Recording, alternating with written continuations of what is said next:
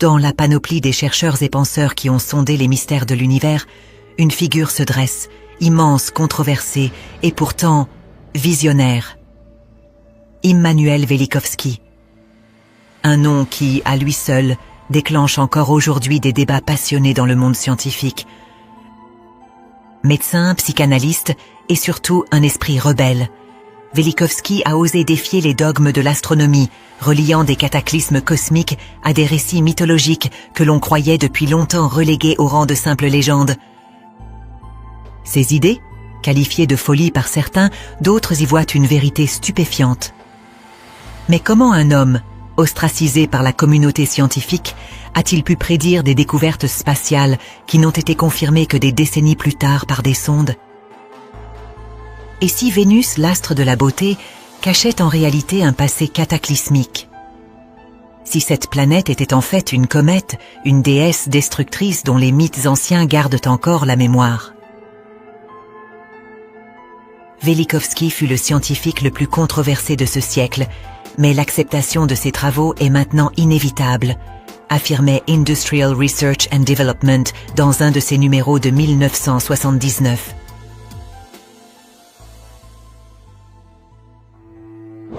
Brûlé vif, le prix de la pensée libre.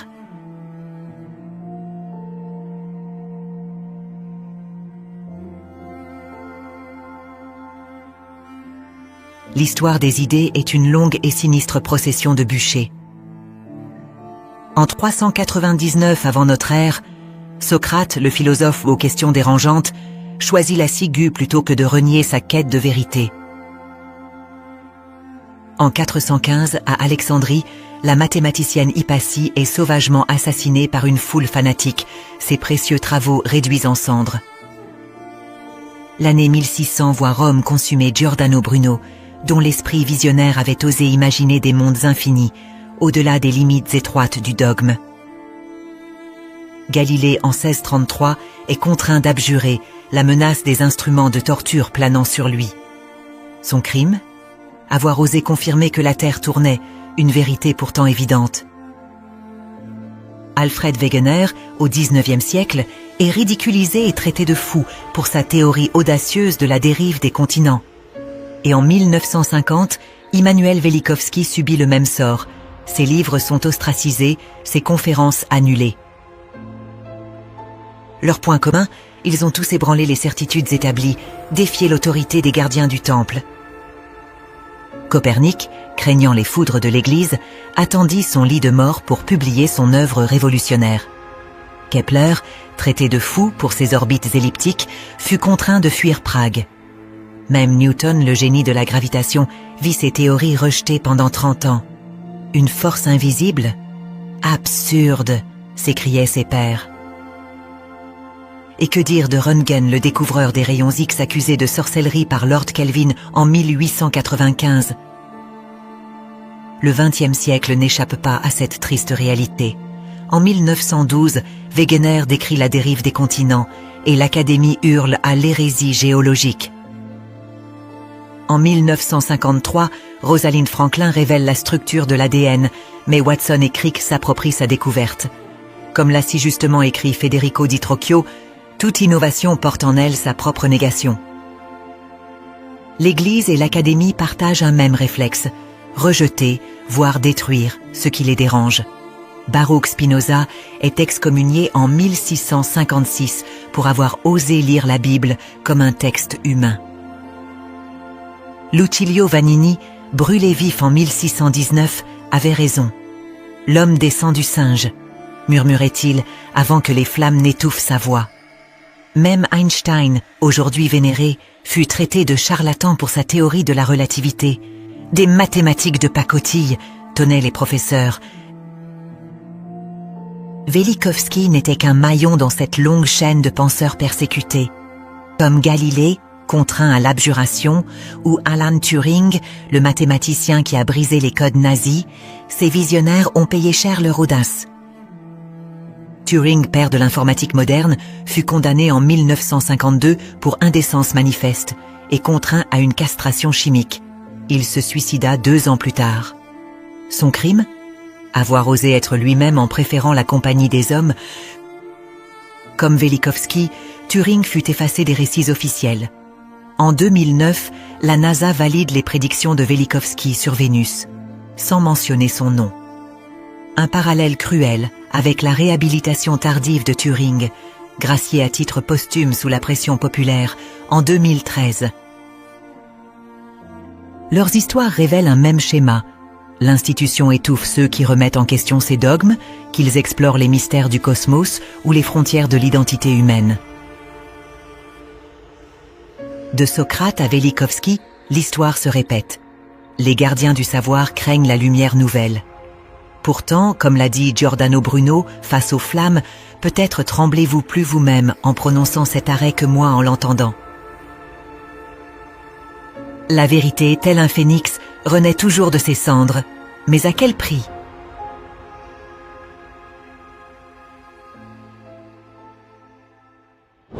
La genèse violente de Vénus selon Velikovsky.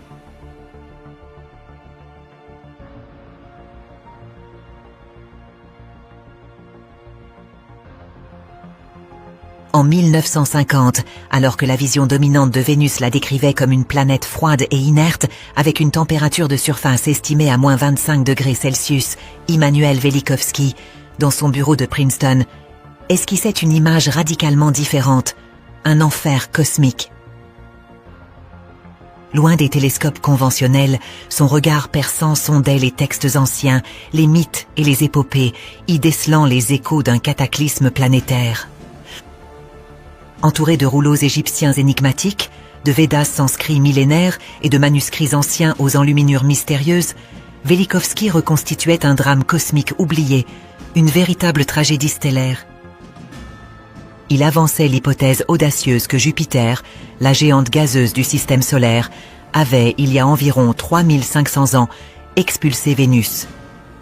Non pas une naissance paisible, mais une expulsion violente, une véritable éjection cataclysmique. Vénus, selon Velikovsky, serait née comme une comète furieuse, un projectile incandescent lancé à travers le système solaire. Cette genèse violente, pour Velikovsky, expliquait les énigmes de Vénus. Son atmosphère à 460 degrés Celsius, un véritable four infernal, sa rotation rétrograde unique dans le système solaire, et sa surface ravagée par des coulées de lave s'étendant sur des milliers de kilomètres. Autant de cicatrices d'un accouchement cosmique brutal, autant de preuves d'un passé tumultueux gravé dans le marbre céleste. Les Mayas du Popol Vuh, ce livre sacré des anciens peuples mésoaméricains, évoquaient une substance visqueuse tombant du ciel, une pluie étrange et inquiétante. Les Vogouls de Sibérie, dans leur tradition orale, parlaient d'une eau de feu qui aurait dévasté la terre. Pour Velikovsky, ces récits n'étaient pas de simples métaphores, mais des descriptions codées d'événements réels, des rapports d'observation de phénomènes cosmiques terrifiants. La queue hydrocarburée de Vénus, lorsqu'elle était encore une comète, aurait enflammé les cieux, déclenchant les plaies d'Égypte biblique, ces fléaux mystérieux et dévastateurs. Le papyrus d'Ipuwer, un document égyptien contemporain de l'Exode, décrit un Nil rouge sang, des ténèbres épaisses et un soleil voilé. Autant de détails qui, pour Velikovsky, corroboraient son scénario apocalyptique, une vision où le chaos cosmique se mêlait à la réalité terrestre. Imaginez un camion de 15 tonnes lancé à 140 km/h, passant à quelques mètres d'un ballon fragile. C'est l'effet qu'aurait eu Vénus sur notre planète, selon Velikovsky. Les axes terrestres auraient vacillé, les pôles auraient basculé, les océans se seraient soulevés en vagues gigantesques, et la durée du jour aurait été modifiée, comme le décrit l'épisode biblique de Josué, arrêtant le soleil. Les traditions chinoises, indiennes et nordiques convergent vers ce récit d'un ciel en fusion, d'un chaos orbital et de cataclysmes planétaires. Partout, des mythes et légendes gardent la mémoire de cette époque troublée, de ce bouleversement cosmique qui aurait marqué l'histoire de l'humanité. Ses détracteurs criaient à l'hérésie, au blasphème scientifique. Pourtant, en 1962, la sonde Mariner 2 révéla une Vénus rétrograde, brûlante et électromagnétique, autant de caractéristiques prédites par Velikovsky. En 1997, la sonde SOHO captura même la queue plasmique résiduelle de Vénus, un vestige de son passé cométaire. Même Albert Einstein, le génie de la relativité, fut fasciné par les idées de Velikovsky. Il relut « Mondes en collision » à 3 reprises, la dernière fois 8 jours avant sa mort. Un seul livre ouvert fut trouvé sur son bureau, celui de Velikovsky. À cette époque, la NASA intégra discrètement les intuitions de Velikovsky sur la magnétosphère lunaire dans les missions Apollo. Mais Velikovsky, comme Galilée face à l'Inquisition, subit le feu croisé des académies. Arlo Shapley d'Harvard lança « Si Velikovsky a raison, nous sommes tous fous », sans même ouvrir son livre. Pourtant, les sources de Velikovsky étaient solides. 2300 citations croisées provenant d'Égypte, de Mésopotamie, de la Bible et du Mahabharata. Il démontrait que les mythes étaient des reportages codés, des témoignages d'une humanité souffrant d'une amnésie collective post-traumatique. Aujourd'hui, les astrophysiciens admettent que le système solaire est un chaos dynamique.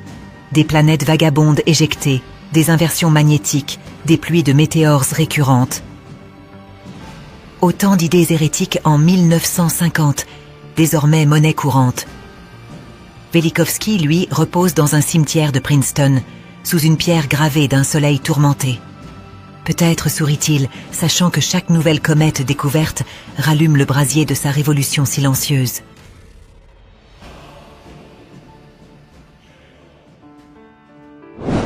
Cataclysme célèbre et inexpliqué.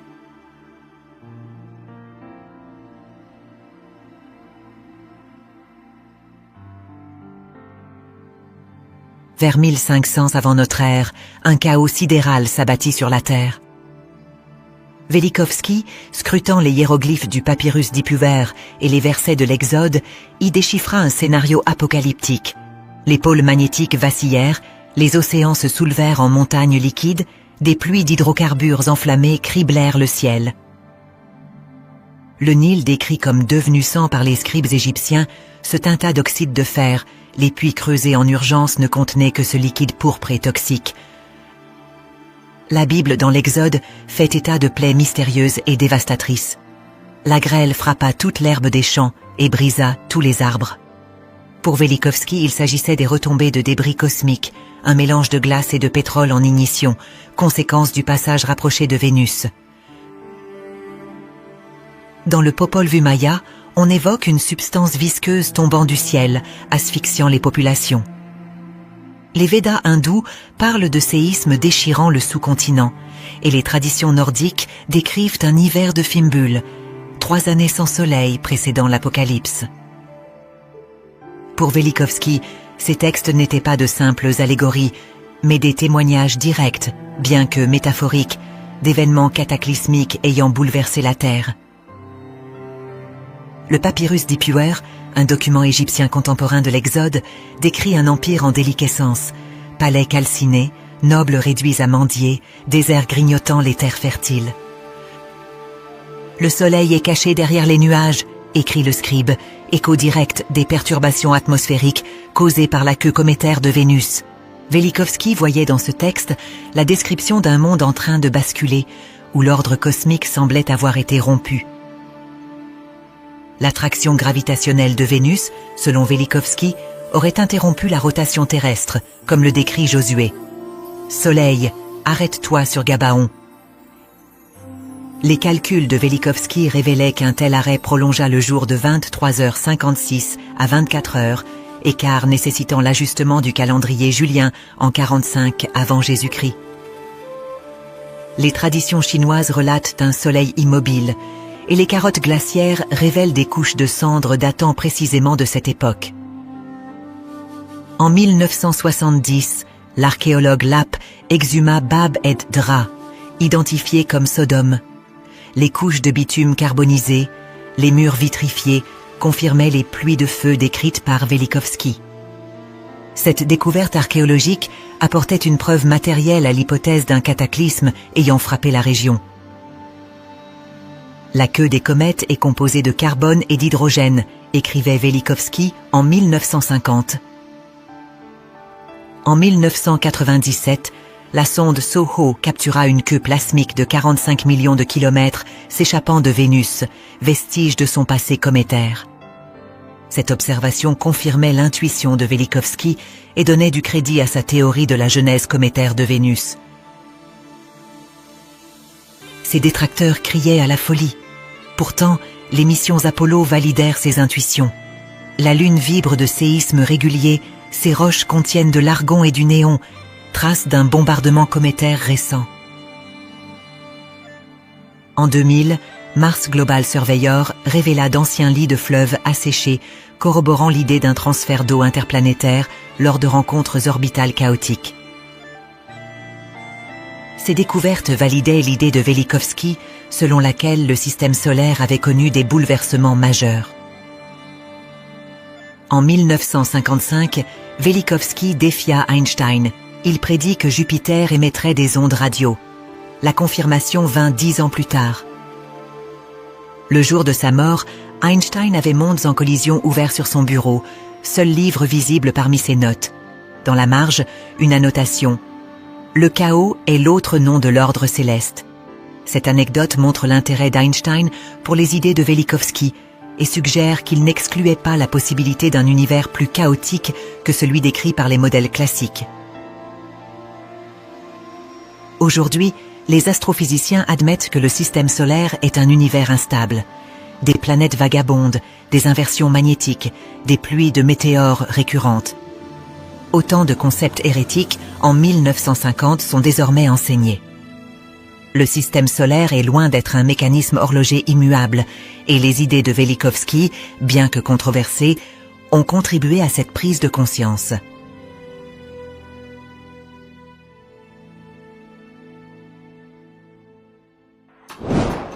Vénus et la mythologie.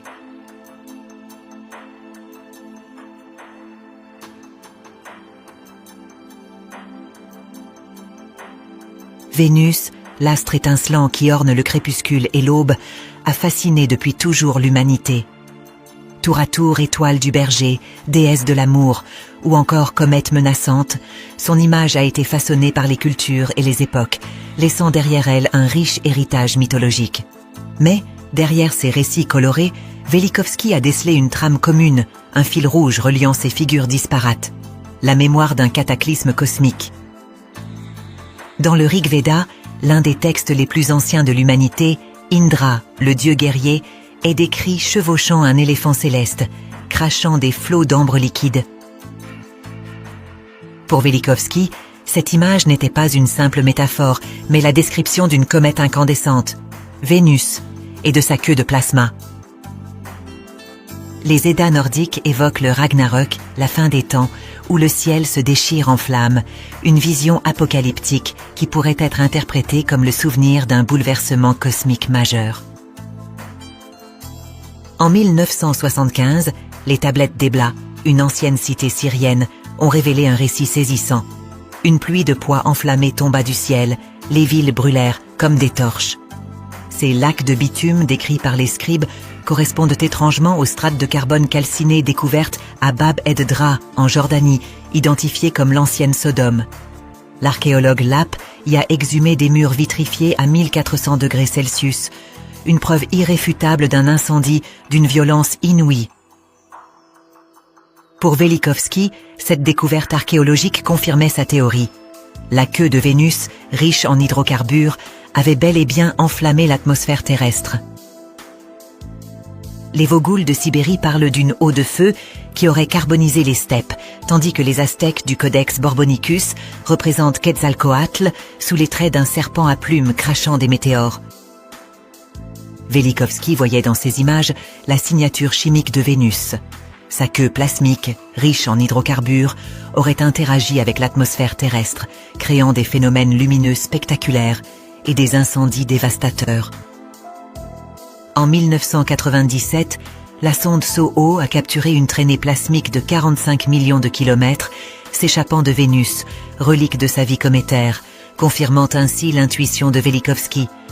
Une comète ne meurt jamais complètement, a commenté l'astrophysicien John Brandenburg en 2015, et Vénus semble porter en elle les stigmates de son passé tumultueux. Les anomalies de cette planète défient toujours les modèles standards. Son atmosphère tourne 60 fois plus vite que la planète elle-même, un vestige de force électromagnétique titanesque. En 1991, la sonde Magellan a révélé un Y géant balafrant sa surface, une cicatrice d'un impact si violent qu'il libéra l'équivalent énergétique de 10 milliards de bombes Hiroshima.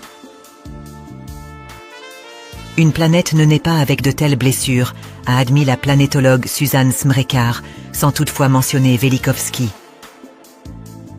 En 1953, Velikovsky affirmait « Jupiter émet des ondes radio ». 2 ans plus tard, les antennes du Carnegie Institute captaient ces signaux, un phénomène qui stupéfia la communauté scientifique. Même les missions Apollo ont intégré ces intuitions. Les sismomètres lunaires ont confirmé en 1969 des tremblements réguliers, et les roches rapportées ont révélé la présence de néons et d'argon, traces d'un bombardement cométaire récent. Pourquoi Sekhmet, la déesse égyptienne de la destruction, est-elle associée à l'étoile chevelue qui brûle les récoltes? Pourquoi les Mayas calculaient-ils les cycles de Vénus avec une précision de 2 heures sur 584 jours?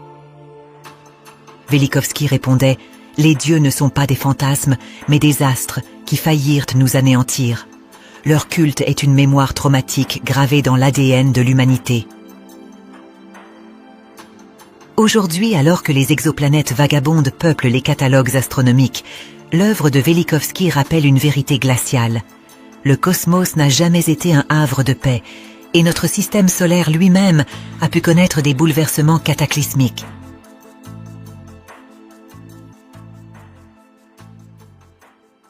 Validation scientifique. Un hommage posthume.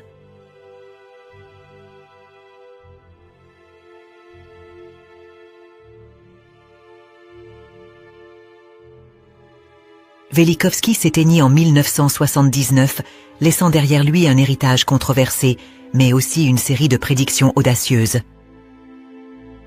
Ironie du sort, cette même année, les émissions radio de Jupiter, qu'il avait prophétisées des décennies plus tôt, atteignaient pour la première fois les observatoires terrestres. Ce fut comme si le cosmos lui-même validait par un ultime clin d'œil les intuitions de ce penseur hors norme. En 1950, alors que la communauté scientifique décrivait Vénus comme une sphère glacée et inerte, avec une température estimée à moins 25 degrés Celsius, Velikovsky, lui, parlait d'un enfer brûlant. Il prédisait une température de surface de plusieurs centaines de degrés Celsius. 12 ans plus tard, en 1962, la sonde Mariner 2 révéla une réalité stupéfiante. Une fournaise à 462 degrés Celsius, une erreur de seulement 0,4% par rapport à la prédiction de Velikovsky. Un simple hasard? Difficile à croire. Ce n'était que le début d'une série de validations qui allait progressivement fissurer le solide mur de l'orthodoxie scientifique. Les énigmes de Vénus, longtemps ignorées ou minimisées, se révélaient être autant de confirmations des idées de Velikovsky. Pourquoi Vénus tourne-t-elle à l'envers? En 1962, les radars de Goldstone percèrent le mystère, une rotation rétrograde, unique dans le système solaire. Velikovsky y voyait l'héritage d'un choc électromagnétique avec Jupiter, une hypothèse d'abord rejetée, mais dont les modèles modernes de migration planétaire s'inspirent désormais discrètement. En 1991, la sonde Magellan cartographia Vénus avec une précision inégalée. Les images révélèrent un Y géant balafrant sa surface, une cicatrice d'un impact titanesque.